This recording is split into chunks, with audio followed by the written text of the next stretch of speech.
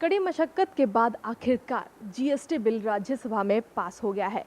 इसी पर हमारे साथ बातचीत करने के लिए हमारे साथ मौजूद हैं आर्थिक स्थिति के जानकार Lallan Prasad ji. Sir, GST bill pass हो गया है तो जी। उसको आप किस नज़रिए से देखते हैं? एक बड़ा ऐतिहासिक बिल है और देखिए पहली बार ये प्रयास हुआ है कि एक देश और एक बाज़ार, वन कंट्री वन मार्केट का जो कंसेप्ट है वो हमारे देश में भी अब लागू हो गया। देखिए यूरोपियन कॉमन मार्केट जैसे है उसमें कोई 27-28 देश हैं, लेकिन उनका एक बाज़ार है।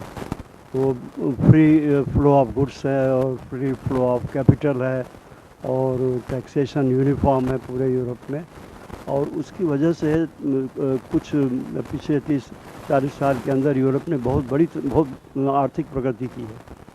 और इस तरह का जो प्रयास हमारे देश में शुरू हुआ, अभी 10-12 साल पहले प्रयास शुरू हुआ था और इसमें समय तो लगा है, लेकिन फिर भी अब ये कॉन्स्टिट्यूशन अमेंडमेंट पास हो गया है और इसका व्यापक असर आने वाले भविष्य में पड़ेगा। सर, लेकिन जहां दूसरी तरफ ये भी देखा जा रहा है कि आम जनता के लिए कई चीज़ें महंगी हो गई हैं, जैसे रेस्टोरेंट में खाना और मूवीज़ वो भी महंगी हो गई हैं, उस पर क्या कुछ नज़र है? देखिए ऐसा है कि जब आप यूनिफॉर्म टैक्स करेंगी तो ये स्वाभाविक है कि कुछ चीज़ों पर कुछ चीज़ों की कीमतें बढ़ेंगी और कुछ चीज़ों की कीमतें घटेंगी। अब जैसे जिसके ऊपर 22-24% या 30% या 40% तक टैक्स था इस समय, वो 18% पर आ सकता है अगर 18% फिक्स हुआ। तो उसमें एक तरफ से कंज्यूमर को भी फ़ायदा है, इंडस्ट्रीज को भी फ़ायदा है।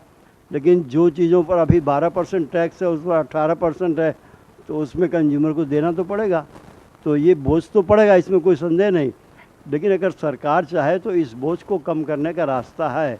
लेकिन यह कि इस तरह की व्यवस्था में एक नुकसान ये भी है कि अभी ये जो बात कही जा रही है कि एक टैक्स रेट पूरे कंट्री के लिए होगा, तो वो बात फिर नहीं रह जाएगी।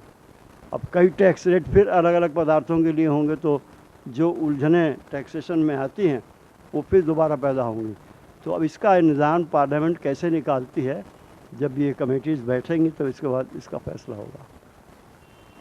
तो जिस तरह से जीएसटी बिल जहां एक तरफ लोगों के लिए प्रॉफिट लेकर के आ रहा है, वहीं दूसरी तरफ लोगों को लॉस का भी सामना करना पड़ सकता है। लेकिन सरकार चाहे तो इस लॉस को कम कर सकती है सब्सिडी को लागू करके। कैमरा पर्सन संजीव जोशी के साथ कृतिका भारद्वाज, के न्यूज़, नोएडा।